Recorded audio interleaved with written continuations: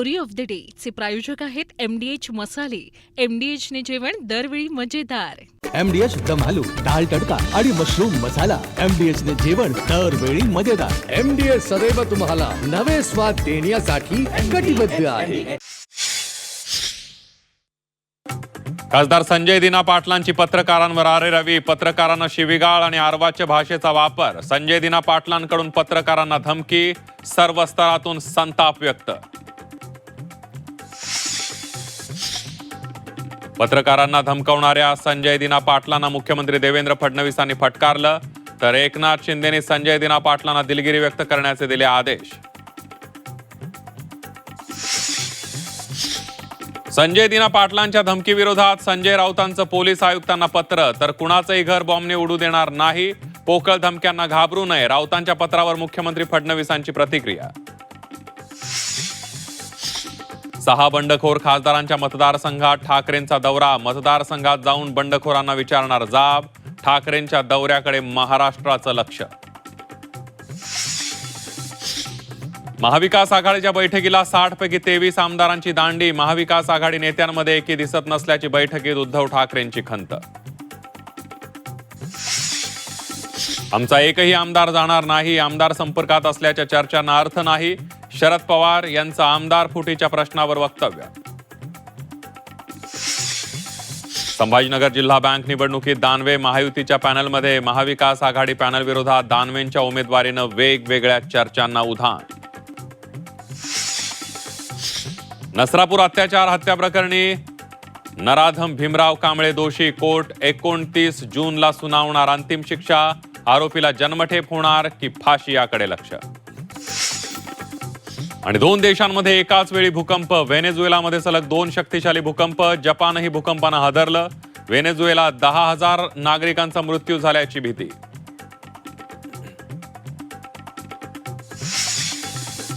नमस्कार, मी Sandeep Desai. Story of the day या खास बातमीपत्रात आपल्या सगळ्यांचं स्वागत. बुलेटिनची सुरुवात करूया दिवसभरातल्या मोठ्या बातमीनं. सत्ता बदलली की भाषा बदलते असा आरोप विरोधक अनेकदा करत असतात. पण एखादा लोकप्रतिनिधी थेट पत्रकारांनाच शिवीगाळ करू लागला, धमक्या देऊ लागला तर तो केवळ राजकीय वाद राहत नाही, तर लोकशाहीच्या मूल्यांवरही प्रश्न निर्माण होतो.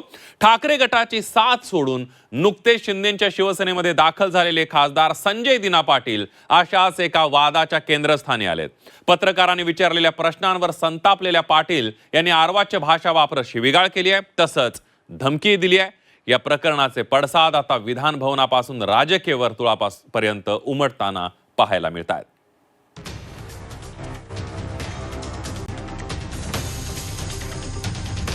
प्रश्न विचारणाऱ्या पत्रकारांना शिवीगाळ. इज्जत करतो, इज्जत करा. सांगतोय बरं, तुम्ही घालतात आहे. लिखे, रेकॉर्ड कर. खासदार संजय दिना पाटलांची मगरुरी. आता परत आले तर मारून पाठवणार तुम्हाला. पण जे बोलायचं लिहायचं ते लिहा. खासदारांच्या तोंडी ही कसली भाषा. अरे काही बोलू द्या गेलं आणि येऊ नका माझ्याकडे. काय घ्यायला आला तर मारणार होता. शिंदेंनी समज देऊनही मगरुरी कायम. रेकॉर्ड करा आणि सांगा तुम्ही आता मला विचारायला आले तर मार खाणार. हे लिहून घे.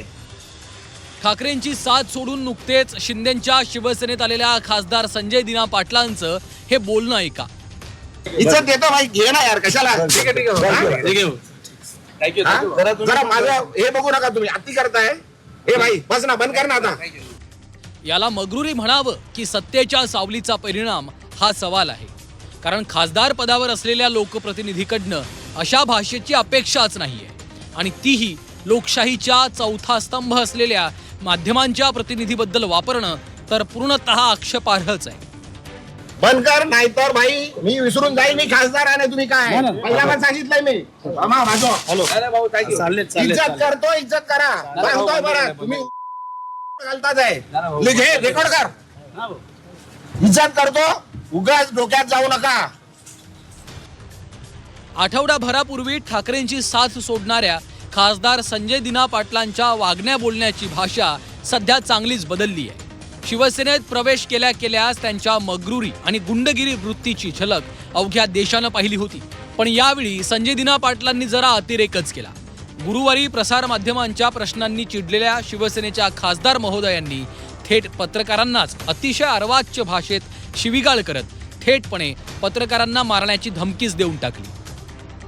आता परत आले तर मारून पाठवणार तुम्हाला. पण जे बोलायचं लिहायचं ते लिहा, रेकॉर्ड करा आणि सांगा तिकडे कमिशनरकडे जाऊन कंप्लेंट करा. इज्जत करतोय तुम्हाला, सहन करतोय, खूप दिवस सहन केलं तुम्ही. हा अरे लिमिट आहे कुठल्या गोष्टीची, बोलली आहे ना ती, सांगितलं ना सर्व. त्यांचं म्हणणं आहे की बाबा काय बोलू दे, अरे काय बोलू दे गेलं आणि येऊ नका माझ्याकडे. काय घ्यायला आला तर मारणार होता. तुम्ही दिली बरोबर आहे. रेकॉर्ड करा आणि सांगा. तुम्ही आता मला विचारायला आले तर मार खाणार. संजय दिना पाटलांच्या या 1.5 मिनिटांच्या प्रतिक्रियेत त्यांनी तब्बल 3 वेळा पत्रकारांना शिव्या दिल्यात आणि एकूण 6 वेळा धमक्या दिल्या. संजय दिना पाटलांच्या मगरुरीवर ठाकरेंच्या शिवसेनेनं जोरदार हल्ला चढवलाय. मिंदेच्या टोळीत गेलेले आहे. आणि दुसरं म्हणजे मिंदेंच्या टोळीची संस्कृती काय आहे की जगासमोर आलेली आहे. आत्ताच आपल्याकडून ऐकलं की एका पळकुटे खासदारांनी ज्यांनी सगळ्यांनाच धमकी देणं सुरू केलं, स्वप्नात पण आता इकडे तिकडे धमकी देत असेल, त्यांनी प्रेसवाल्यांना धमकी दिली, शिवीगाळ केली. पण मला एक सांगा, सकाळी केली, रात्री केली, कधी केली? म्हणजे नाही म्हणजे ते मूडमधून कुठच्या बाहेर आलेत नाही आलेत हे आहे.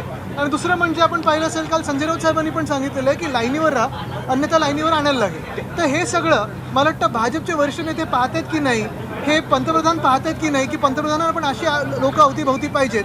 हे खासदार किती निर्ढावलेले आहेत, किती बेमुरवतखोर झालेले आहेत आणि त्यांना सरकारचं किती पाठबळ असू शकेल.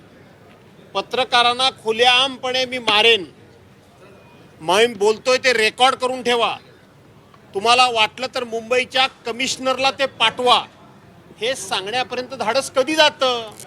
तर आपण सत्ताधीश आहोत, आपण सत्ताधारी आहोत, आपण कोणालाही काही केलं तरी आपलं कोणी काही वाकडं करू शकत नाही, अशी सरकारबद्दलची ज्या वेळेला भावना होते त्याच वेळेला इथपर्यंत मजल जाते. जोपर्यंत ही लोक आमचे सहकारी किंवा आमच्या सोबत होते तोपर्यंत ही सगळी शिस्तीत होती, एका वळिंब्यात होती. आता शिस्त बिघडलेली आहे आणि त्यामुळे भाषा उन्मत्त होणं अत्यंत स्वाभाविक आहे. पण संजय दिनाच्या बाबत मला जरा जास्त आश्चर्य वाटते, कारण अवघ्या 3 दिवसामध्ये पैसा आणि सत्ता किती डोक्यात जाऊ शकते आणि माणूस किती 360 डिग्रीमध्ये फिरू शकतो हे चित्र समोर दिसत आहे. अधिवेशनातही संजय दिना पाटलांच्या मगरुरीचे पडसाद उमटले. काँग्रेस नेते नाना पटोलेंनी यावरून पत्रकार संरक्षणाचा मुद्दा उपस्थित केला, तर मुख्यमंत्री देवेंद्र फडणवीसांनीही धमकी देणं अयोग्य असल्याचं म्हटलंय. संजय दिना पाटील खासदार यांनी पत्रकाराला मारायची धमकी देऊन टाकली. अध्यक्ष महाराज, माझा या ठिकाणी मुद्दा असा आहे, व्यक्ती म्हणून नाही, या ठिकाणी आता पत्रकारही सुद्धा अडचणीत आलेले आहेत. त्यांनी माहिती मांडायला गेलेत तर त्या पत्रकारांना तुम्ही माहिती का दिली, त्या पद्धतीचं का दाखवलं, त्याच्यावरही या महाराष्ट्रामध्ये पत्रकारावर आता हमला व्हायला निघाला असेल तर अध्यक्ष महाराज काय चाललंय या महाराष्ट्रात? पत्रकारही सुखरूप नाही आहे महाराष्ट्रात, सुरक्षित नाही अध्यक्ष महाराज. पत्रकारांशी बोलताना त्यांना अदब राखून त्यांचा समजूत घालणं आवश्यक आहे. एखादा पत्रकार अतिरेक करत असेल कोणत्याही प्रकारचा तर त्यालाही थोडंसं त्या प्रकारे योग्य अशा गोड शब्दात समजूत घालणं योग्य आहे. चुकीचे शब्द, शिव्यांचा वापर हा मात्र निषेधार्ह आहे. मला याची काही कल्पना नाही, सगळी माहिती घेऊनच याच्यावर बोलणं योग्य होईल. मी पहिले माहिती घेतो काय घडलंय. कोणीही कोणालाही अशा प्रकारची धमकी देणं योग्य नाही. पण या घटनेची मला बिलकुल माहिती नाही. आपल्याला माहिती आहे, मी नागपूरहून आलो आहे, आता प्रवासात असल्यामुळे मला याची काही कल्पना नाही. कल्पना घेऊन मग बोलेन. दरम्यान संजय दिना पाटलांच्या या शिवीगाळ आणि धमकी प्रकरणावरून वाद निर्माण झालेला असतानाच उपमुख्यमंत्री एकनाथ शिंदे समोर आले. आपण संजय दिना पाटलांना सूचना दिल्याचं शिंदेंनी म्हटलंय, पण संजय दिना पाटलांनी मात्र आपल्याला शाबासकी दिल्याचं सांगत माफीला नकार दिला. दुसरीकडे संजय राऊतांनी या धमकी प्रकरणात कारवाईची मागणी पोलिसांकडे केली आहे. मी पुन्हा एकदा सांगतो, संजय पाटलांनी माझ्याकडे भावना व्यक्त केल्यात. कुठल्याही पत्रकारांचा अपमान मला करायचा नाही आणि त्यांना या बाबतीमध्ये माझ्याकडून काही बोलणं अनावधानाने झालं असेल तर मी बिलकुल दिलगिरी व्यक्त करेन. अशा प्रकारचा माझी आणि त्यांची चर्चा झाली. मला कशाला करतील या वक्तव्यासंदर्भात? अरे मर्द लोकांबरोबर गेलोय तर मर्दांची कदर करतात, असं नाराजी व्यक्त नाही करत. शाबासकी दिली आहे त्याने मला. हा चौथा स्तंभ म्हणजे कृष्णाची करंगळी आहे, त्याच्यावर त्या देशाचा गोवर्धन आजही टिकून आहे. जर कोणीही धमकी दिली असेल, कोणी असेल, तर मला असं वाटतं मुंबई पोलिसांनी गृहमंत्र्यांकडून आमची अपेक्षा आहे खरं म्हणजे त्यांनी याच्यामध्ये राजकीय अभिनिवेश न आणता संबंधितावर कारवाई केली पाहिजे. एकनाथ शिंदेंनी समज देऊनही खासदार संजय दिना पाटलांच्या भाषेत बदल झाल्याचं दिसलं नाहीये. लोकप्रतिनिधी जर वारंवार गुंडगिरीची भाषा वापरत असेल, मगरुरीने धमक्या देत असेल, तर यावर कारवाई होणं गरजेचं आहे. आता सत्ताधारी आपल्या खासदाराच्या या मुजोरीला आळा कसा घालतात, पत्रकारांना शिवीगाळ आणि धमकी प्रकरणात पोलीस काय कारवाई करतात, याकडे सगळ्यांचं लक्ष लागलेलं आहे.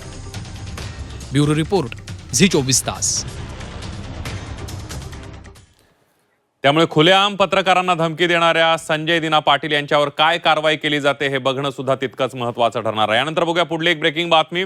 अयोध्या राम मंदिर देणगी गैरव्यवहार प्रकरणामध्ये देणगी गैरव्यवहार प्रकरणात गुन्हा दाखल करण्यात आलेला असल्याची माहिती सूत्रांकडून मिळते. ट्रस्ट सदस्य कृष्ण मोहन यांनी पोलिसांमध्ये तक्रार दाखल केली आहे. देणगी गैरव्यवहार प्रकरणाची आता चौकशी होणार आहे. FIR मध्ये टिन्नू यादव आणि लवकुश यांच्या नावांचा समावेश आहे. तसंच नोटा मोजणाऱ्या कॅशियरचं नावही FIR मध्ये आहे. अनुकल्प मिश्रा यांचंही नाव समाविष्ट आहे. FIR मध्ये 8 जणांची नावं आहेत. दरम्यान FIR मध्ये चंपत राय यांचं नाव नाही आहे.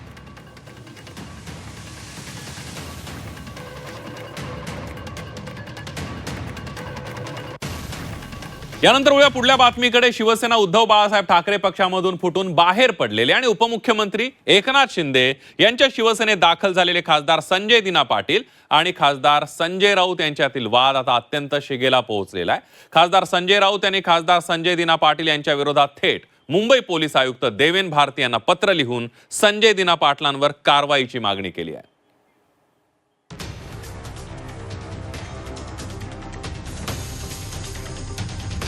खासदार संजय दिना पाटलांचं धमकी सत्र. राऊतांचं थेट पोलीस आयुक्तांना पत्र. बॉम्ब संदर्भातल्या विधानावर राऊतांचा निशाणा. UAPA कायद्याखाली अटकेची मागणी. ठाकरेंच्या शिवसेनेचे खासदार संजय राऊतांनी बंडखोर खासदार संजय दिना पाटलांविरोधात मुंबईच्या पोलीस आयुक्तांना लिहिलेलं हे पत्र. या पत्रात राऊतांनी गंभीर आरोप केलेत. संजय राऊत यांनी पोलीस आयुक्तांना खासदार पाटील यांच्या घराची झाडाझडती घेण्याची विनंती केली. त्याचं कारण ठरलंय संजय दिना पाटलांनी केलेली धक्कादायक विधानं आणि दिलेल्या धमक्या. शिंदेंच्या शिवसेनेत प्रवेश केल्याच्या नंतर संजय पाटलांनी माध्यमांशी बोलताना धक्कादायक दावे केले होते. माझ्या नादाला लागू नका, माझ्या विरोधात आंदोलन करण्याच्या आधी जीवाचा विमा काढून घ्या. मी सरळ तुम्हाला स्मशानात पाठवीन, नाहीतर हॉस्पिटलात पाठवीन. माझ्या विरोधात कोणी आंदोलन केलं तर त्यांच्यावर बॉम्ब टाकेन, घरात घुसून मारेन. माझे वडील असताना माझ्या घरावर हल्ला करण्याचा प्रयत्न झाला होता, तेव्हा 5 जणांना मारलं होतं. संजय दिना पाटलांच्या याच विधानांचा संदर्भ घेत संजय राऊतांनी थेट मुंबईच्या पोलीस आयुक्तांना पत्र लिहिलं, ज्यात त्यांनी खासदाराकडून बॉम्ब टाकण्याची धमकी चिंताजनक आहे. हे बॉम्ब त्यांनी आपल्या घरात बनवले असतील तर त्यांच्या घराची त्वरित झडती घ्यावी अशी मागणी केली. तर दहशतवादी राष्ट्रविरोधी कृत्यात सहभागी झाल्याबद्दल त्यांना UAPA कायद्याखाली अटक होणं गरजेचं असल्याचं राऊतांनी म्हटलंय. आणि तोच पैसा राजकारणामध्ये होतो. बॉम्बचा कारखाना त्यांनी बनवून हे जे गद्दार खासदार आहेत त्यांना बॉम्ब दिलेत का घरात ठेवायला, कार्यकर्ते आले का वरून बॉम्ब टाका, याची चौकशी व्हावी. आणि कोर्टामध्ये आता आमचं एक पिटिशन जाईल. आमच्या एकाही कार्यकर्त्याला हात लागला, कोणावरती खुनी हल्ला झाला, ते त्याची जबाबदारी या बॉम्बची धमकी देणाऱ्यावरती आहे, लक्षात घ्या. संजय राऊतांच्या या पत्रानंतर महाविकास आघाडीच्या मित्र पक्षांनी आणि ठाकरेंच्या शिवसेनेनंही संजय दिना पाटलांच्या विधानावर निशाणा साधला. संजय पडी बॉम्ब फेकणार. अरे काय बोलणं आणि करण्यामध्ये त्याला फेकूनच दाखव, हिंमत असेल तर. अरे काय एवढे आम्ही नाही तो. उद्धव ठाकरेंच्या सैनिक एवढा नाही, कळलं का? त्यांनी अशा गोष्टी त्यांनी 100 कार्यकर्ते अहो नाही हो, कार्यकर्त्यांना भेटायला तो उतरला तर पाहिजे घरून 3ऱ्या माळ्यावरून 4थ्या माळा राहतो कुठे ते बरं. त्याचं घरच कोणाला माहिती नाही. कोण म्हणतं भांडूपला राहतं, कोण म्हणतं मुलुंडला राहतं, कोण म्हणतं अन्य ठिकाणी राहतं. आधी घराचा पक्का पत्ता द्यायला सांगा. संपत्ती याचा माज असताना बऱ्याच ठिकाणी या सत्ताधारी पक्षाच्या लोकांनी माणसं संपवण्याचं काम केलेलं आहे.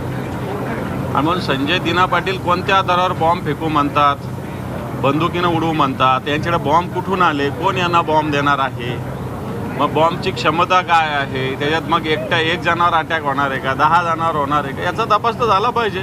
खासदारने कोणीच नाही करायला पाहिजे. ही लोकशाही आहे. तुमच्या मनात काही मतभेद असतील, मनभेद असतील तर त्याला एक बोलायची पद्धत आहे. पण ज्या पद्धतीने हे आलंय हे धक्कादायक आहे आणि हे सुसंस्कृत महाराष्ट्राला शोभणारं नाही. राऊतांसह महाविकास आघाडीचे नेते संजय दिना पाटलांवर टीकेची झोड उठवत असताना शिवसेनेकडून राऊतांना लक्ष करण्याचा प्रयत्न सुरू झाला.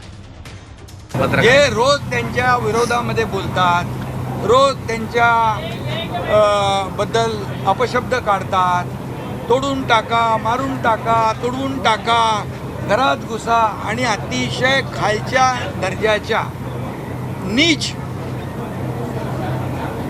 दर्जाचे अतिशय खालच्या दर्जाचे जे शब्द वापरतात आपल्या मीडियासमोर, खरं म्हणजे हा मीडियाचा देखील अपमान आहे. पत्र दिलं असेल तर देवेंद्र भारती साहेब त्याची चौकशी करतील. परंतु त्याच्या अगोदर देखील कोणाला कुठं मारणार, कसं मारणार हे देखील चर्चा झालेली आहे. त्याच्याबद्दल देखील देवेंद्र भारतींना संजय पाटील साहेब पत्र देतील. दोन्ही गोष्टीची चौकशी होईल. ठाकरेंची शिवसेना आणि शिंदेंच्या शिवसेनेत संजय दिना पाटलांच्या धमकीवरून झुंपली असतानाच गृहमंत्री आणि राज्याचे मुख्यमंत्री पुढे आले. पोकळ धमक्यांना घाबरण्याची गरज नसल्याचं म्हणत फडणवीसांनी हे प्रकरण शांत करण्याचा प्रयत्न केला. कोणाचंही घर बॉम्बने आम्ही उडवू देणार नाही आणि पोकळ धमक्यांना कोणी घाबरूही नये. आणि कोणी धमक्या देत असेल तर त्याला पोलीस योग्य उत्तर देतील. ठाकरेंची साथ सोडल्यापासून खासदार संजय दिना पाटलांवर ठाकरेंच्या शिवसेनेकडनं टीका होती. पण राजकीय अनुभव असतानाही ही टीका संजय पाटलांच्या चांगलीच जिव्हारी लागली आहे.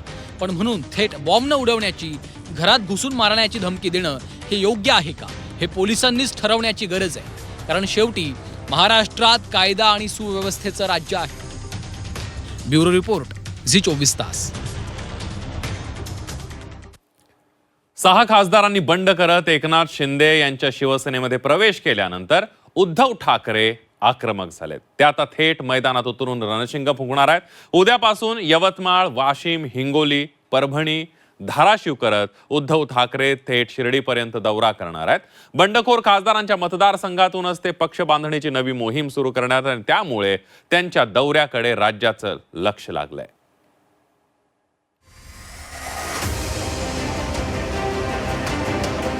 बंडखोर खासदारांच्या मतदारसंघात ठाकरेंचा दौरा. मतदारसंघात जाऊन बंडखोरांना विचारणार जा.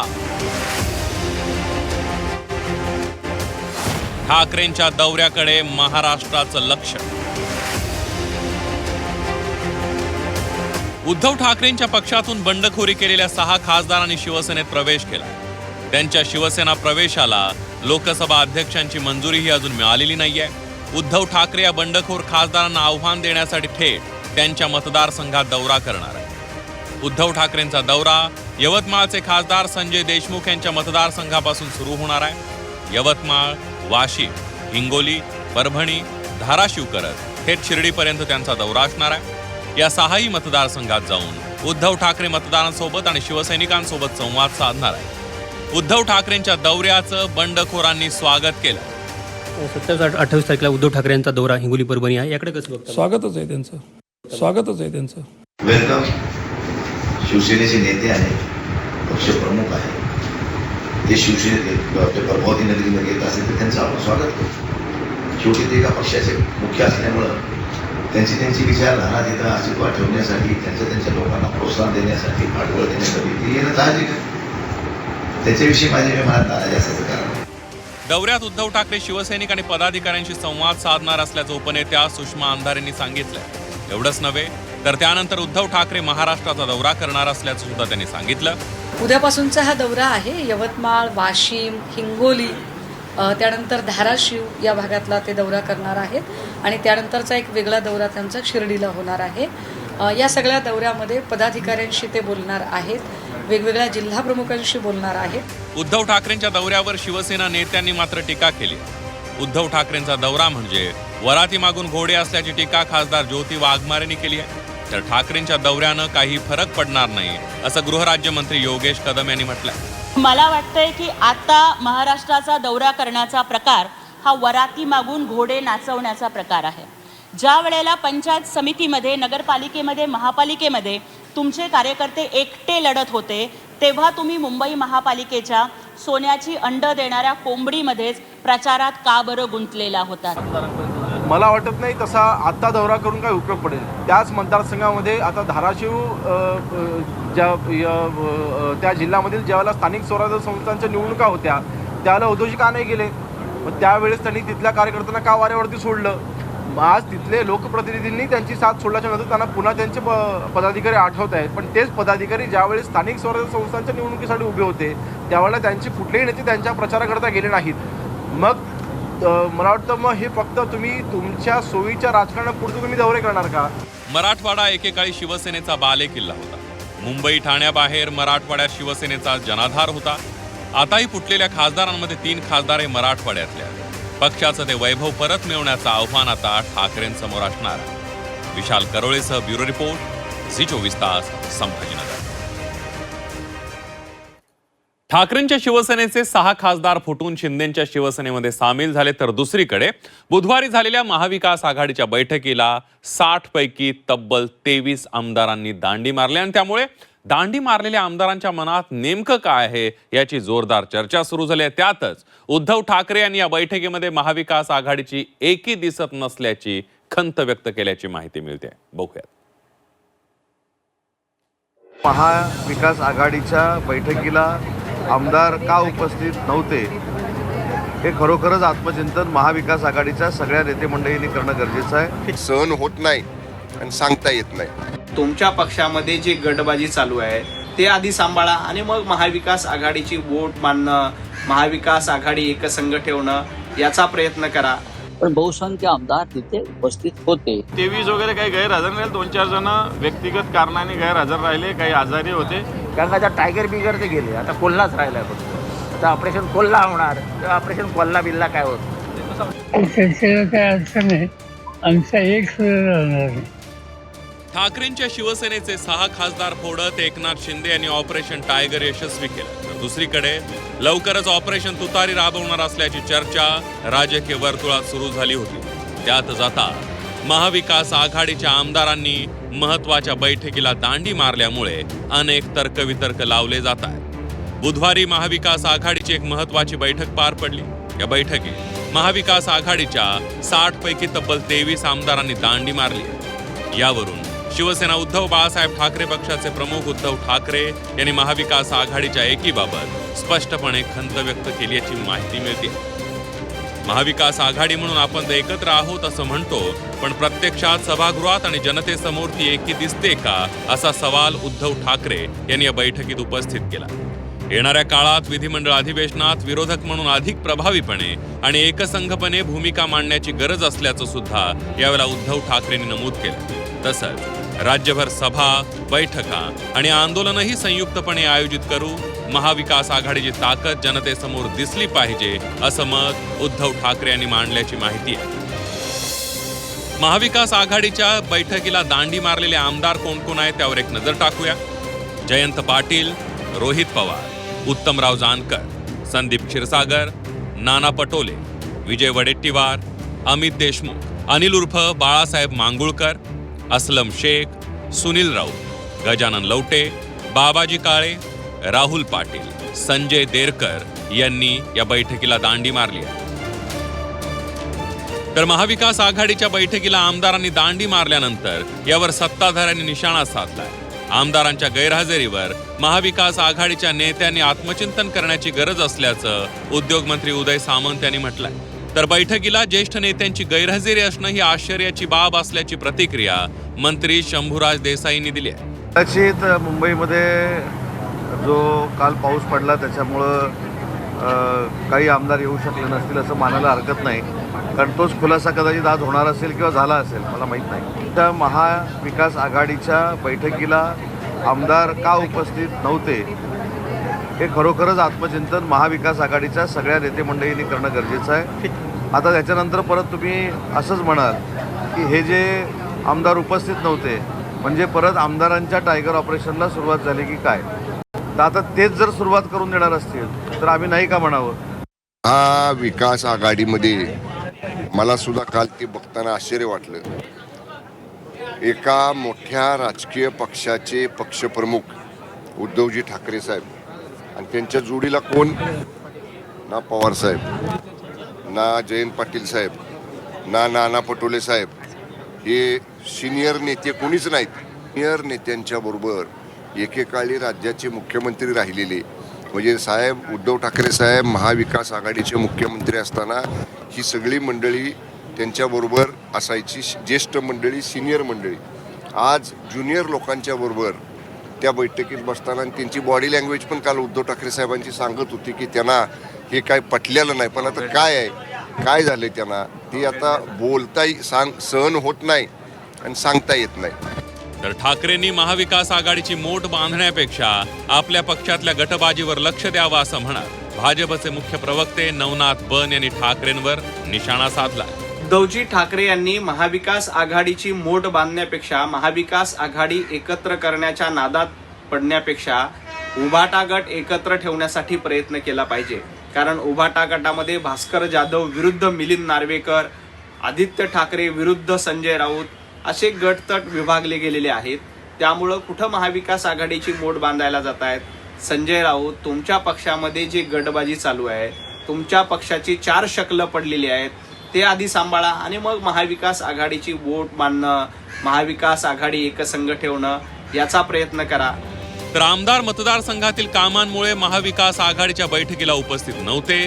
कुणीही वेगळा अर्थ काढण्याची गरज नसल्याचं ठाकरेंच्या शिवसेनेचे खासदार संजय राऊत यांनी म्हटलंय. तर काही जण व्यक्तिगत कारणामुळे गैरहजर असल्याचं आमदार अंबादास दानवेंनी म्हटलंय. आता कालच्या बैठकीला सुनील राऊत नव्हते, बरोबर ना? का नव्हते? त्यांच्या भागामध्ये एक भिंत कोसळली, पावसामुळे एक मोठी भिंत कोसळल्यामुळे काही लोक तिथे जखमी झाले, अडकले. त्यांनी मतदारसंघातच राहिला पाहिजे.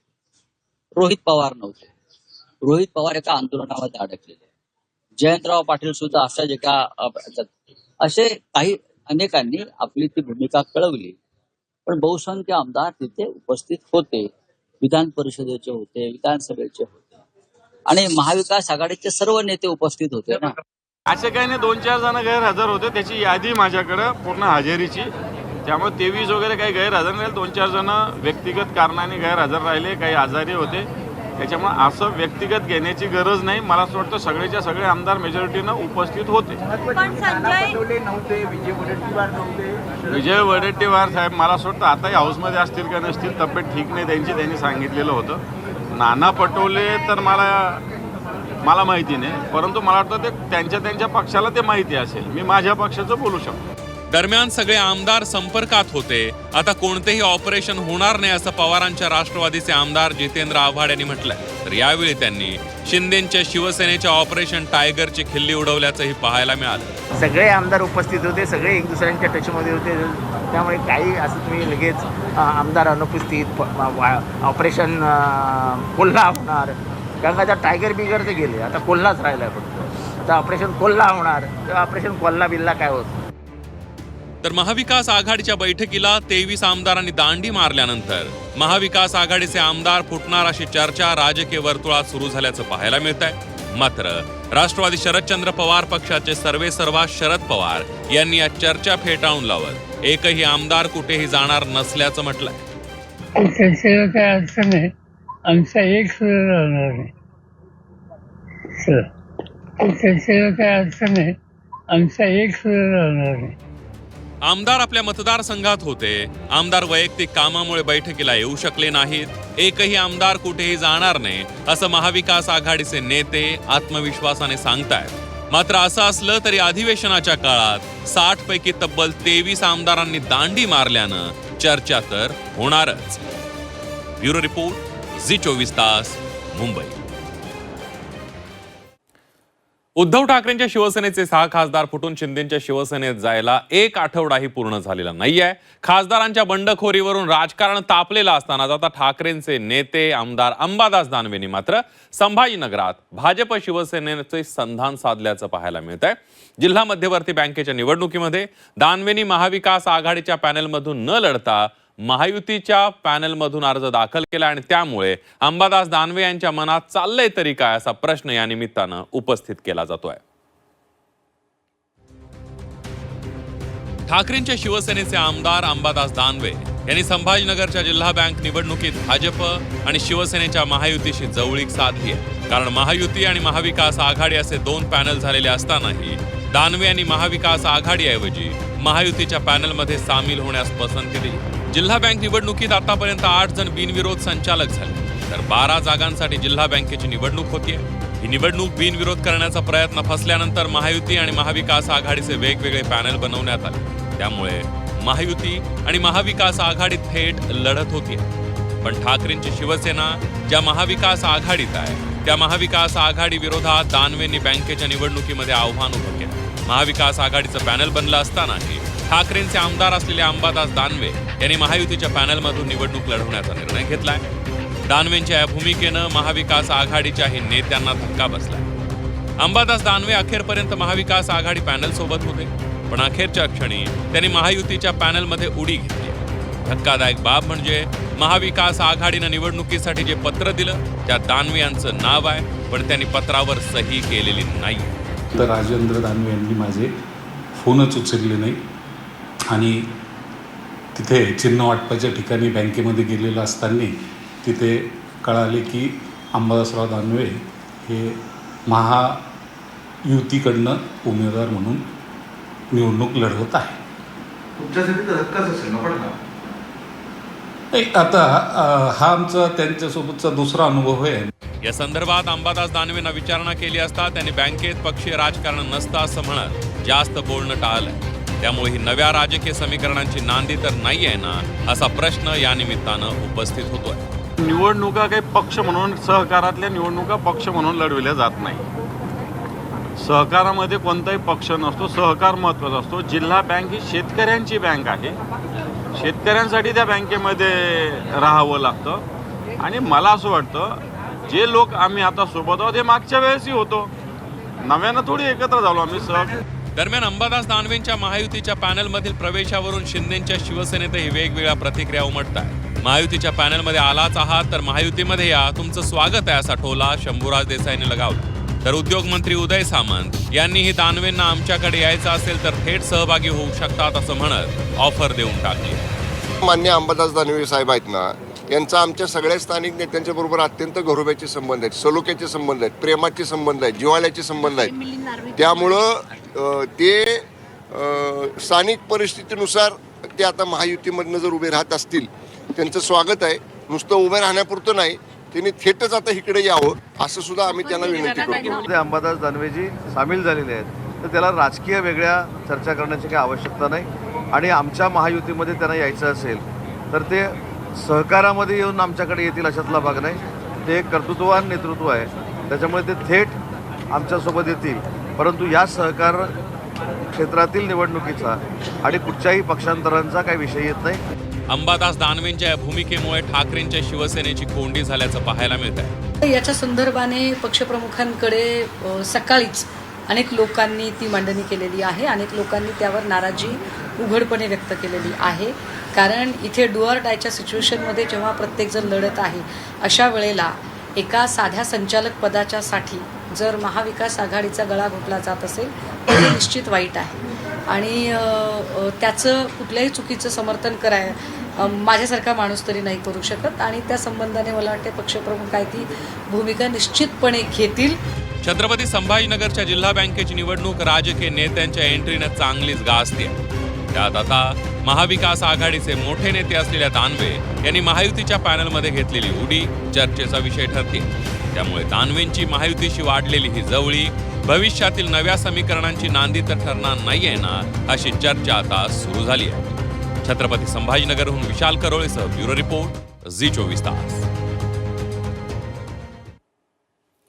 विधिमंडळामध्ये लक्षवेधींना अनन्यसाधारण महत्व आहे. पण विधिमंडळ अधिवेशनामध्ये लक्षवेधी कोणत्या खात्याची यावरून 2 खात्यांमध्ये ढकलाढकली सुरू असल्याची गंभीर बाब निदर्शनाला आली आहे.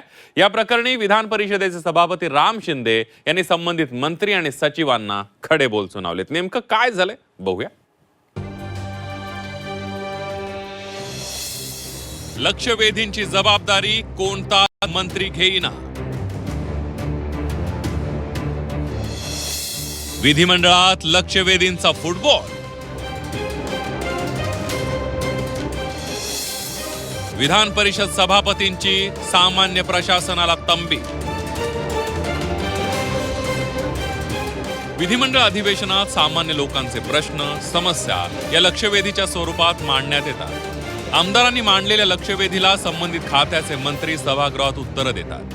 पण नाशिकमधील कोल्ड स्टोरेज मार्केट बाबतच्या एका लक्षवेधीचा सभागृहात अक्षरशः फुटबॉल झाल्याचं पाहायला मिळालं. सत्ताधारी राष्ट्रवादीचे आमदार पंकज भुजबळ यांनी ही लक्षवेधी मांडली होती. सामान्य प्रशासन विभागानं ही लक्षवेधी नगरविकास खात्याकडे वर्ग केली. नगरविकास खात्याची उत्तरं देणाऱ्या उदय सामंत यांनी ही लक्षवेधी नगरविकासशी संबंधित नसल्याचं सांगून टाकलं. खरोखरच कळेना असं झालेलं आहे की आपण कदाचित कारवाई करतो म्हणून सांगितलेले निर्देश आणि आम्ही योग्य आहोत हे सभागृहाला दाखवण्यासाठी पुन्हा एकदा पडण आणि कृषीची लक्षवेधी नगरविकासला आलेली आहे. आपण जर सांगितलं तर मी माझ्याकडे उत्तर तयार आहे, पण ते नगरविकास खात्याशी संबंधित आहे. पण अशा पद्धतीची प्रक्रिया जर वारंवार होत असेल तर त्याचे देखील निर्देश सभापती महोदय आपण द्यावेत. विरोधकांनी या मुद्द्यावरून सरकारला धारेवर धरलंय. लक्षवेधी कोणत्या खात्याची यावरून जनतेच्या प्रश्नांचा आणि लक्षवेधींचा फुटबॉल झाल्याचा आरोप विरोधकांनी केला. एवढंच नव्हे तर लक्षवेधी ऐकणारे आणि संबंधित निर्णय घेणारे मंत्री वेगळे असल्यानं मोठा घोळ होत असल्याचा आरोपही विरोधकांनी केला. ह्या 3 मध्ये काय कशा पद्धतीने आता ह्याचं कामकाज आपण सुरळीत आणणार ते समन्वय काय झालंय की आमच्या प्रश्नांचा आणि लक्षवेधीचा झालाय फुटबॉल. एक जण मारतोय, इकडून तिकडे जातोय, तिकडून मारतोय, तिकडे जातोय. आम्ही कुठे आहोत ते तर सांगा आम्हाला. आम्ही लक्षवेधी उपस्थित करतोय, आम्ही प्रश्न उपस्थित करतोय, ही आमचा गुन्हा ठरतोय की काय असं आम्हाला वाटायला लागलंय. आमची भाषणं, आमच्या तक्रारी, आमच्या जनतेच्या समस्यांचा पाढा ऐकणारे मंत्री वेगळे आणि निर्णय घेणारे मंत्री वेगळे. फाईल आम्ही जे आमचं म्हणणं ऐकतात त्यांच्याकडे फाईल कधी जातच नाही. मंत्र्यांच्या दुसऱ्याच मंत्र्यांच्याकडे फाईल जाते. त्यामुळं विषयाला न्याय मिळत नाही. विधान परिषदेचे सभापती राम शिंदे यांच्या ही बाब निदर्शनास आली. कोणती लक्षवेधी कोणत्या खात्याची याचा निर्णय घेण्याचा अधिकार सामान्य प्रशासन विभागाला. त्यामुळे सामान्य प्रशासनानं लक्षवेधींबाबत निर्णय घेताना योग्य प्रकारे घ्यावा अशी तंबी देण्यात आली. माननीय मंत्री महोदयांनी ज्या पद्धतीने लक्षवेधीचं वाचन केलं, शेवटी नाशिकचे आमदार आहेत आणि कुंभमेळ्याच्या पार्श्वभूमीवरती लोकांची गैरसोय होऊ नये हा त्यांचा हेतू असल्या कारणानं आपण जे वाचलंय ते बरोबर आहे. GADने आपल्याला ते निर्देशित केलं आणि त्याप्रमाणे आपल्या विभागाकडून उत्तर देखील आलेलं आहे. मग अशा सगळ्या प्राप्त परिस्थितीमध्ये मला वाटतं GADला देखील या संदर्भामध्ये दोनदा ज्यावेळेस असं होतं त्यावेळेस नेमका विभाग कोणता आहे आणि उत्तर कोणी द्यावं हे अशा पद्धतीचं सभागृहात येणं हे गंभीर आहे आणि अशा पद्धतीचं होता कामा नये. आपला अजून रोल सुरू झालेला नाही, त्याच्यामुळे आपल्याला त्याच्यामध्ये आणि म्हणून हे कालच जर आपण सभागृहात होता तर हे आमच्या विभागाकडे पाठवा म्हणलं असतं तर हा प्रश्न उपस्थित झाला नसता. आणि म्हणून आपल्याला या संदर्भामध्ये आपण उत्तर देणार असाल तर आपण उत्तर द्या, सुरुवात करा. त्यामुळे गंभीर आहे, यापुढे असं होणार नाही हे संबंधित विभागाने याची गांभीर्याने दखल घ्यावी. विधिमंडळ कामकाजात लक्षवेधींना अतिशय महत्व आहे. पण लक्षवेधींचाच फुटबॉल होत असेल तर जनतेचे अति तातडीचे आणि तातडीचे प्रश्न सुटणार कसे असा प्रश्न या निमित्तानं उपस्थित झाला. ओम देशमुख सह ब्युरो रिपोर्ट, झी 24 तास. नसरापूर अत्याचार आणि हत्या प्रकरणानं संपूर्ण देशाला धक्का बसला होता. चिमुकलीवर अत्याचार करून तिची निर्घृणपणे हत्या करण्यात आली होती. या प्रकरणात आरोपी भीमराव कांबळेला कोर्टानं दोषी ठरवलंय. 29 जूनला या प्रकरणी आरोपीला शिक्षा सुनावली जाणार आहे. बघूया. संपूर्ण राज्याला हादरवून टाकणाऱ्या पुणे जिल्ह्यातील नसरापूर अत्याचार आणि हत्या प्रकरणात कोर्ट आता 29 जून रोजी निकाल देणार आहे. या प्रकरणात आरोपी भीमराव कांबळे याला कोर्टानं दणका दिला असून पुणे विशेष न्यायालयानं आरोपी कांबळेला दोषी ठरवलंय. 1 मे 2026 रोजी आरोपीनं चिमुकलीवर अत्याचार करून तिची निर्घृण हत्या केली होती. आरोपीनं वासरू दाखवण्याचा आणि खाऊ देण्याच्या बहाण्यानं तिच्यावर अत्याचार केला होता. नंतर तिचा निर्घृण खून केला होता. त्यानंतर शेणाच्या ढिगाऱ्याखाली तिचा मृतदेह लपवला होता. सीसीटीव्हीच्या आधारे आरोपी भीमराव कांबळेला पकडण्यात आलं होतं. या प्रकरणात कोर्टानं आरोपी भीमराव कांबळेला दोषी ठरवलं असून 29 जूनला शिक्षा ठोठावली जाणार आहे. समाजाला एक चुकीचा संदेश जाईल. या उलट त्याला जर मृत्यूदंड दिला तर इथून पुढे असे गंभीर गुन्हे करताना आरोपी 10 वेळा विचार करतील. तर आरोपीला ही मृत्यूदंडाची शिक्षा द्यावी यासाठी आग्रही एक युक्तिवाद करण्यात आलेला आहे. दोन्ही पक्षांचा युक्तिवाद ऐकून कोर्टाने सोमवारी 29 तारखेला शिक्षेबद्दल निर्णय देण्यासाठी पुढील तारीख ठेवण्यात आलेली आहे. चिमुकलीच्या वडिलांनी नराधम आरोपीला कठोर शासन देण्याची मागणी केली. यापुढे नराधमांना भीती बसावी यासाठी कडक शिक्षा होणं गरजेचं असल्याचं चिमुकलीच्या वडिलांनी म्हटलंय. फक्त त्याच्या विकृतीमुळे आमचं कुटुंब उद्ध्वस्त झालेलं आहे आणि आमची सामाजिक, शारीरिक, मानसिक, आर्थिक सगळ्याच प्रकारे हानी झालेली आहे. आणि सर्वात महत्त्वाचं, आज आमचं बाळ आमच्यापाशी नाही आहे, ही आमची सर्वात मोठी हानी आहे. आणि आम्ही सूड मागत नाहीये, आम्ही न्याय मागतोय. न्याय यासाठी मागतोय की समाजात हा संदेश झाला पाहिजे की कुठलाही गुन्हेगार असा गुन्हा करताना 10 वेळा विचार करायला पाहिजे की आपलं सरकार, आपलं प्रशासन, आपली न्याय व्यवस्था आपल्याला मोकळं सोडणार नाही, आपल्याला फासापर्यंत घेऊन जाईल. नसरापूर अत्याचार प्रकरणात अवघ्या 16 दिवसात तपास पूर्ण करून चार्जशीट दाखल करणं हे आमच्या समोरचं आव्हान होतं, अशी माहिती तपास अधिकारी विजयमाला पवार यांनी दिली आहे. जे लहान बाळ होतं, जे 3 वर्षाचं बाळ होतं, त्या 3 वर्षाच्या बाळावरती जो झालेला अन्याय होता, त्या झालेल्या लैंगिक आणि तिचा झालेला जो मर्डर, ह्या दोन्हीसाठी, दोन्ही गोष्टीला न्याय द्यायचा आम्ही पूर्ण टीमनी, पोलीस डिपार्टमेंटनी, महाराष्ट्र शासनाने पूर्णपणे प्रयत्न केला. तसे पुरावे आम्ही गोळा केले. पूर्ण जी होती पुराव्यांची ती पूर्ण चैन गोळा करून आम्ही चार्जशीट कोर्टात दाखल. दरम्यान यावरून आता राजकीय वर्तुळातही प्रतिक्रिया उमटल्या. नसरापूर अत्याचार आणि हत्या प्रकरणातील आरोपीला फाशीची शिक्षा द्या अशी मागणी शिवसेनेच्या आमदार नीलम गोऱ्हे आणि भाजपा आमदार चित्रा वाघ यांनी केली आहे. 29 तारखेला त्याचा अंतिम निकाल लागणार आहे.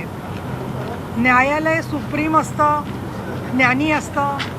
कायद्यामधून कशा पद्धतीने पुरावे समोर आलेले आहेत हे कायदा ठरवून मग न्यायाधीश सन्माननीय महोदय हे त्यातली शिक्षा देत असतात.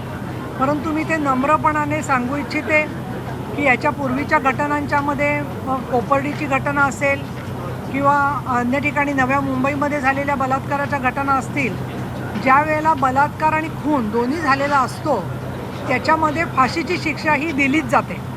असा आत्तापर्यंत 2014 नंतर जो बलात्कार विरोधी कायद्यात बदल झालेला आहे, त्याचबरोबर BNSच्या नुसार देखील हे स्पष्ट होतं. नसरापूरच्या घटनेमध्ये आरोपीला दोषी ठरवण्यात आलंय. निकालाचं वाचन सुरू आहे. माझ्यासारखीला आणि या राज्यातल्या प्रत्येक आईला, बहिणीला हे नक्की वाटतंय की या हरामखोर आरोपीला मरेपर्यंत फाशीची शिक्षा त्या ठिकाणी मिळायला हवी. हा माणूस विकृत आहे. याच्या आधीसुद्धा 2दा त्याने अशा पद्धतीचा प्रकार स्वतःच्या घरामध्ये केलाय. त्यावेळेला न्यायालयाने त्याला सोडून दिलं होतं. कुठल्या बेसवरती सोडलं, कुठल्या ग्राउंडवर सोडलं याची माहिती घेण्याची सुद्धा गरज आहे असं मला वाटतंय. पण या प्रकरणामध्ये दोषी ठरवलं असून निकालाचं जे आहे ते वाचन चालू आहे. त्यामुळे मरेपर्यंत फाशी अशा विकृतांना ठेचण्यासाठी अत्यंत गरजेची आहे. तर शिवसेना ठाकरे पक्षाचे नेते अंबादास दानवे यांनीही फाशीच्या शिक्षेची मागणी केली. फाशीशिवाय पर्यायच नसल्याचं दानवेंनी म्हटलंय. फाशीशिवाय पर्याय नाही. आरोपीला विचारायची गरज नाही. कोर्टाने फाशीची शिक्षा त्याला सुनावली पाहिजे. नसरापूर अत्याचार आणि हत्या प्रकरणानं संपूर्ण महाराष्ट्र हादरला होता. या प्रकरणातील नराधमाला फाशीची शिक्षा द्यावी अशी मागणी सर्व स्तरातनं होतीये. आता 29 जूनला कोर्टाच्या निर्णयाकडे सर्वांचं लक्ष लागलंय. ब्युरो रिपोर्ट, झी 24 तास. यानंतर एक धक्कादायक बातमी आहे, पालकांना सावध करणारी सुद्धा बातमी आहे. प्री स्कूलमध्ये जाणारी तुमची मुलं सुरक्षित आहेत का, असा प्रश्न निर्माण झालाय. याचं कारण म्हणजे संभाजीनगरमध्ये प्री स्कूलमध्ये जाणाऱ्या 2 वर्षांच्या मुलाला दुसऱ्या मुलानं अमानुष मारहाण केली. एवढंच नव्हे तर पीडित मुलाचा 1 नव्हे 2 वेळा नव्हे तर तब्बल 25 वेळा चावा घेण्यात आलाय. जखमी मुलाला हॉस्पिटलमध्ये दाखल करण्यात आलाय तर शाळा प्रशासनाविरोधात गुन्हा दाखल करण्यात आलाय. तुम्ही मुलांना प्री स्कूलमध्ये पाठवत असाल तर पालकांनो ही दृश्य पहा. संभाजीनगरच्या एका प्री स्कूलमध्ये 2 वर्षाच्या मुलाला 2.5 वर्षाच्या मुलानं बेदम मारहाण केल्याची घटना घडली आहे. प्री स्कूलमध्ये मुलांना पाठवल्याच्या नंतर त्यांची काळजी घेणारी महिला वर्गात मुलांना सोडून गेली. त्यानंतर सोबतच्या मुलानं लहानग्याला मारहाण केली, त्याचे चावे घेतले. मारहाणीवेळी चिमुकला रडत होता, पण त्याचं रडणं कुणाच्याही कानावर गेलं नाही. मुलाच्या अंगावर मारहाणीच्या आणि रक्त गोठल्याच्या खुणा आहेत. ही मारहाण एवढी प्रचंड होती की मुलाला हॉस्पिटलमध्ये ऍडमिट करावं लागलं. माझ्या मिस्टरांनी त्याच्या शर्टवर करून बघितलं तर सगळीकडे त्याला जखमा झालेला होता. पूर्ण अंगाचा पूर्ण 20-50 जागेवरती त्याला चावल्या गेलेलं होतं. माझे मिस्टर म्हटले की आम्हाला तो वाला फुटेज दाखवा, जो मधले जे मिनिटांचा आहे तोच पाहिजे आम्हाला. तर ते टाळाटाळीचे उत्तर देऊ लागले आम्हाला. त्यांनी 2-4 घंटे आम्हाला टॉर्चर केलं. या प्रकरणात पालकांच्या तक्रारीवरून प्री स्कूलच्या व्यवस्थापनाविरोधात गुन्हा दाखल करण्यात आला. 378/2026 सेक्शन 125 318 BNS आणि सेक्शन 75 JJ ॲक्ट प्रमाणे गुन्हा दाखल करण्यात आला. याच्यामध्ये एकूण 6 आरोपी, शाळा प्रशासन आणि शाळेचे मॅनेजमेंट यांच्या संबंधित एकूण 6 आरोपींवर गुन्हा दाखल आहे. पुढील तपास MIDC सिडको पोलीस स्टेशनचे अधिकारी करत आहेत. पालकांनी गुन्हा दाखल करू नये यासाठी त्यांना प्री स्कूल व्यवस्थापनानं 10 लाख रुपये देण्याचं आमिष दाखवलं असा आरोप करण्यात आला आहे.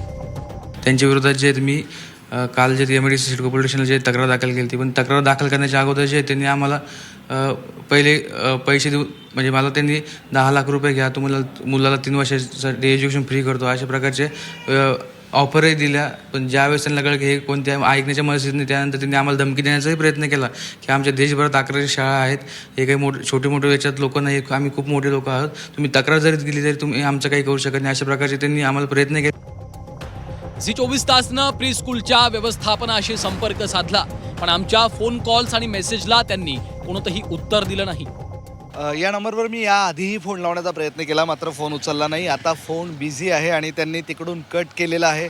मात्र शाळेवर जे काही आरोप झाले होते त्यांची बाजू जाणून घेण्याचा हा आम्ही प्रयत्न केला, मात्र आम्हाला शाळेकडून कुठलंही उत्तर मिळू शकलेलं नाही. गेल्या काही वर्षात गल्लोगल्ली प्री स्कूल उघडली गेली, लाखोंमध्ये फी घेतली जाते, पण या प्री स्कूलमध्ये तुमची मुलं खरंच सुरक्षित आहेत का असा प्रश्न या घटनेमुळे विचारला जाऊ लागला आहे. विशाल करोळे, झी 24 तास, छत्रपती संभाजीनगर. मंडळी, आता बातमी आहे लाल मातीतल्या राणीची. कहाणी आहे तिच्या संघर्षाची आणि जबाबदारीची. तुम्हा आम्हासारख्या जबाबदार समाजाची, लोकप्रतिनिधींची आणि शासनाची सुद्धा. कोल्हापुरातल्या पट्टणकडोली गावची लेक रोहिणी खानू देवबा हिनं राष्ट्रीय आणि आशियाई स्तरावर भारतासाठी अनेक पदकं जिंकली आहेत आणि आता रोहिणी वर्ल्ड चॅम्पियनशिपसाठी पात्र ठरली आहे. पण जागतिक स्पर्धेचं स्वप्न पूर्ण करण्यासाठी तिच्या समोर आर्थिक संकट उभं ठाकलंय. आता रोहिणीला गरज आहे मदतीच्या हातांची.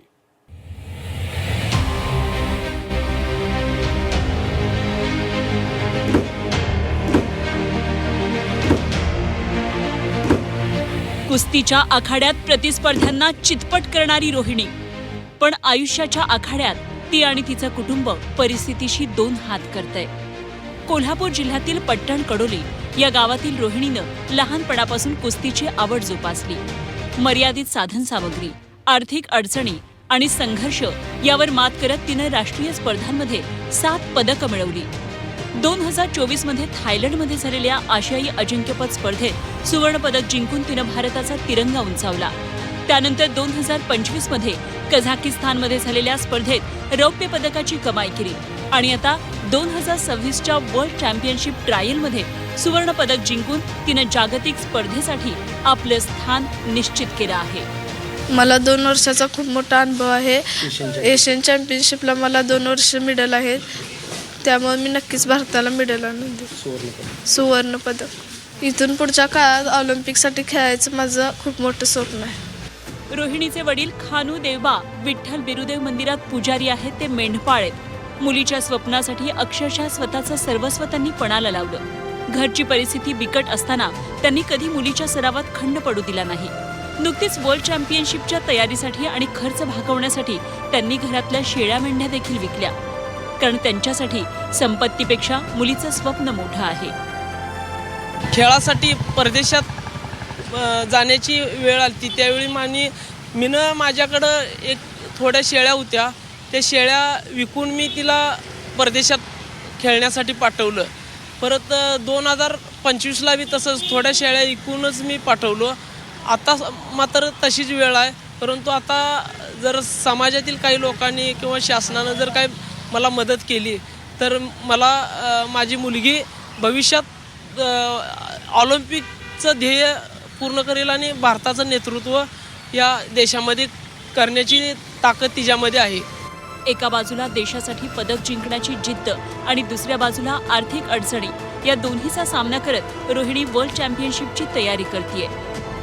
ऑलिम्पिक दर्जावर जर चमकायचं असेल तर ती मदत आणि तिचं सहकार्य जे आहे ते अपुरं आहे. त्याच्यामुळं थोडंसं शासनानं तिच्यासाठी लक्ष घातलं तर आम्ही 100% ह्या परिस्थितीतून तिचं स्वप्न आहे रोहिणी देवबाचं की ऑलिम्पिकपर्यंत मजल मारावी, कारण की तिच्याकडे अनुभव आहे आणि परिस्थिती काहीच नसताना तिनं 2दा आंतरराष्ट्रीय स्पर्धा आणि आता 3ऱ्यांदा ती आंतरराष्ट्रीय स्पर्धेत चमकायला लागलेली. देशासाठी पदक जिंकण्याची क्षमता रोहिणीनं सिद्ध केली आहे. आता तिच्या स्वप्नांना आर्थिक पाठबळ देण्याची जबाबदारी लोकप्रतिनिधींची, शासनाची आणि समाजाचीही आहे. कारण हा संघर्ष केवळ आर्थिक पाठबळासाठी नाही तर एका उज्ज्वल भविष्यासाठीचा आहे. प्रताप नाईक, झी24 तास, कोल्हापूर. आता बातमी आहे व्हेनेझुएलामध्ये झालेल्या एका महाभयंकर भूकंपाची. आज सकाळी या शतकातील सर्वात भयानक आणि मोठा भूकंपानं व्हेनेझुएला या देशामध्ये असा काही विध्वंस केलाय की जणू पृथ्वीवर प्रलयच आलेला आहे. या भूकंपामध्ये जवळपास 10,000 लोकांचा मृत्यू झाल्याची भीती व्यक्त केली जाते. बघूयात.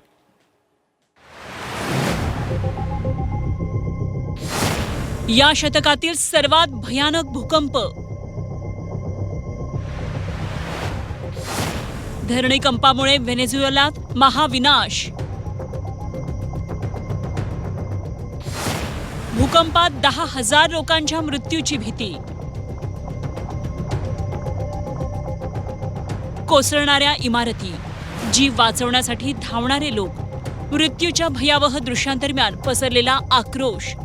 निसर्गानं व्हेनेझुएलामध्ये महाविनाशाचे असं काही थैमान घातलं की या नुकसानीच्या खुणा अनेक शतकं आता मिटणार नाहीत. भूकंपानं धरणी अशी काही हादरली की संपूर्ण व्हेनेझुएलात जणू स्मशानाचं स्वरूप आलं. भूकंपामुळे झालेला हा विनाश एवढा भयंकर आहे की या नुकसानीनं 100हून अधिक वर्षांचा रेकॉर्ड मोडला आहे. व्हेनेझुएलामध्ये एकापाठोपाठ 1-2 अत्यंत शक्तिशाली भूकंप आले, ज्यामुळे राजधानी कार्काससह अनेक शहरं ढिगाऱ्यात रूपांतरित झाली आहेत. व्हेनेझुएलानं महाविनाशाची अशी भयानक दृश्य कधीच अनुभवली नसतील. निसर्गाचा असा विनाशकारी अवतार ज्याची चित्र अत्यंत धडकी भरवणारी आहेत. अमेरिकन भूवैज्ञानिक सर्वेक्षण म्हणजेच USGSच्या अहवालानं जी भीती व्यक्त केली आहे ती अंगावर काटा आणणारी आहे. व्हेनेझुएलामध्ये झालेला हा 126 वर्षातला सर्वात मोठा महाविनाश असल्याचं सांगितलं जातंय. या महाविनाशात आतापर्यंत 10,000हून अधिक लोकांचा मृत्यू झाल्याची भीती वर्तवली जाते. तर काही अहवालानुसार मृतांचा आकडा अगदी लाखांपर्यंत पोहोचू शकतो. माहितीनुसार व्हेनेझुएलामध्ये पहिला धक्का हा 7.2 रिश्टर स्केलचा बसला, तर काही वेळानंतर पुन्हा 7.5 तीव्रतेच्या धक्क्यानं भयानक प्रलय आणला. अनेक ठिकाणी रस्त्यांना भेगा पडल्या, तर काही भागात टोलेजंग इमारती जमीनदोस्त झाल्या, ज्यामुळे अनेक भागांशी संपर्क तुटला. या महाविनाशानंतर आता युद्धपातळीवर बचावकार्य सुरू आहे. या भीषण आपत्तीनंतर व्हेनेझुएलामध्ये आणीबाणी जाहीर केली आहे. तर जगभरातून व्हेनेझुएलाला आता मदतीचा ओघ सुरू झाला आहे. Bureau report, Zee media.